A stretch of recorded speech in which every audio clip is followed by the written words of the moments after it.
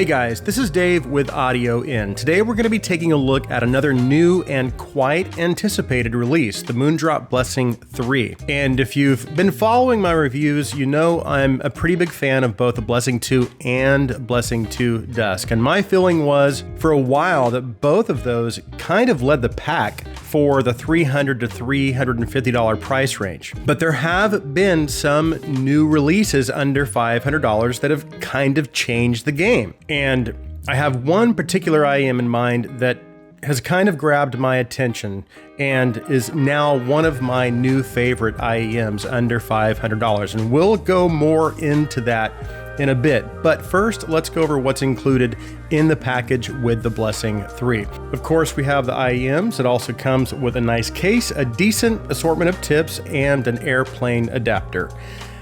Yes, they still include an airplane adapter.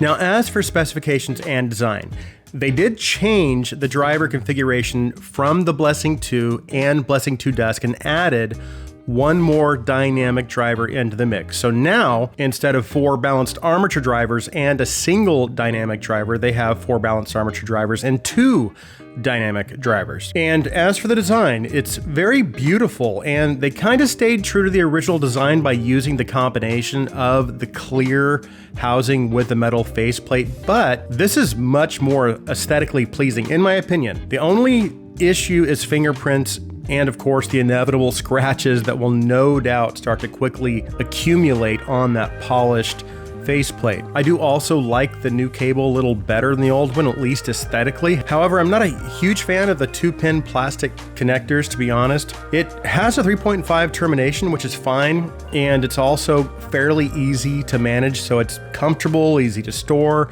and I haven't had too many issues with tangling. I also like the case a lot. It's a good size. It's big enough to accommodate the IEMs, but small enough to travel with. And it just has a cool design and goes nicely with the aesthetics of the IEM.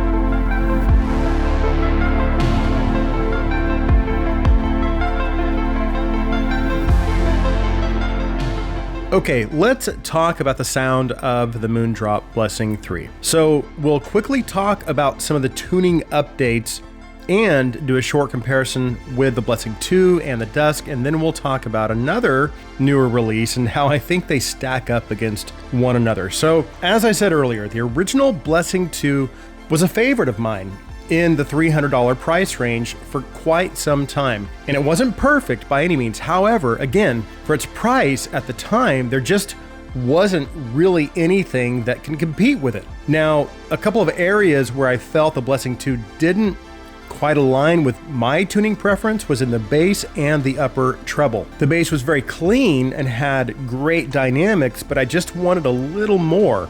And I had the same issue with the upper treble as well. I just wanted a little more air and sparkle. And then finally, there was an 8K peak that could get a little hot sometimes. So I guess the question is, does the Blessing 3's newer tuning address any of those issues? Well, it does. As a matter of fact, it addresses pretty much all of them, sort of. And if you compare the graphs, you can see they've added anywhere between 1 and 2 dBs of sub bass. They brought that 8K peak down a little, and they've also added just a little extra in the upper treble.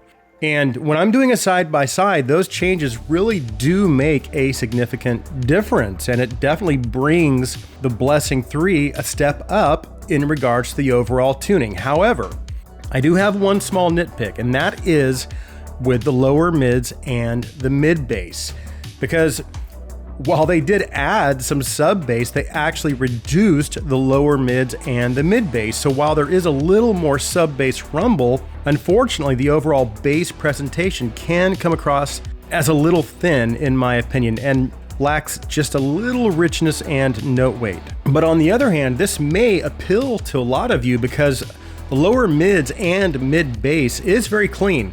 And the transition from the mids to the bass gives you great texture, and again, just a cleaner lower mid presentation. And it also allows the mid range to have a little more of an open presentation as well. That being said, I do prefer the lower mid and mid bass tuning of the Blessing 2 and Blessing to Dusk over the Blessing 3, but just in those areas, because again, I do feel the overall tuning of the Blessing 3 is still better.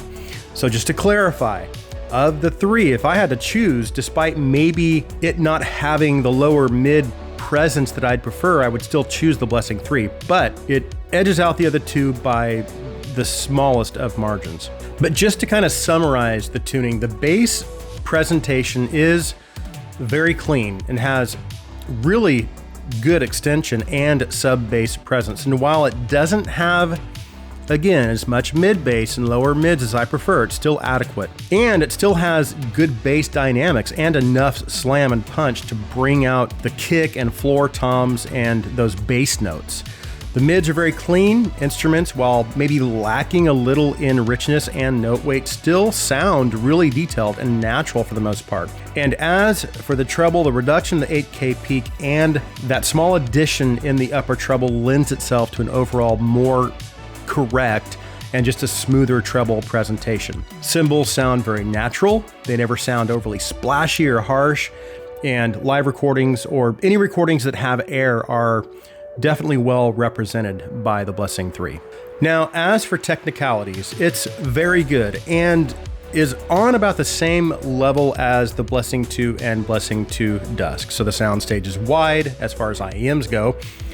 Vocal and instrument imaging and layering are also very good. The overall detail is, again, about the same as the Blessing 2 and the Dusk. However, the lower mid-range clarity of the Blessing 3 might be just ever so slightly cleaner and, again, a little more open in its presentation. So all in all, I consider the Blessing 3, again, to be an upgrade over the Blessing 2 and the Dusk. But again, it's just by a slight margin. So as you can see, I have the Studio 4 on the table, and this is my new benchmark for IEMs under $500. And if you look at the graphs, if you compare the Studio 4 to the Blessing 3, it looks as though, based on the graph, that the bass levels are about the same. But here's the thing. Because of the reduction that you see in the Studio 4's upper mids and lower treble compared to the Blessing 3, the Studio 4 actually has an overall more balanced presentation, in my opinion, which gives the bass just a little more presence. And if you notice, there's also a little more mid-range and lower mid-range presence, which helps to kind of restore some of the missing instrument and vocal richness and that full-bodied sound that's missing in the Blessing 3. And the Studio 4's mid-range and treble presentation, again, just comes across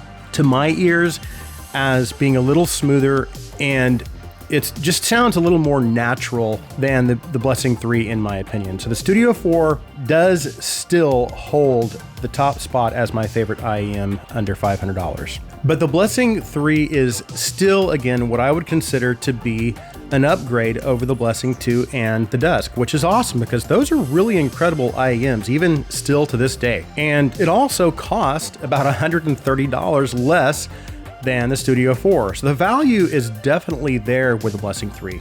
Now, as for whether it gets my recommendation, it does. I don't know if I would give it 2 thumbs up, but I would definitely give it a thumbs up. So overall, I think this is a solid entry into the $300 IEM price range, and I think it will probably appeal to a very wide market. So that concludes my review of the Moondrop Blessing 3. Thank you so much for taking the time to watch. If you like my content, please take a second and hit that subscribe button. Also, if you would, please like this video, please share this video. I hope you guys have an awesome day.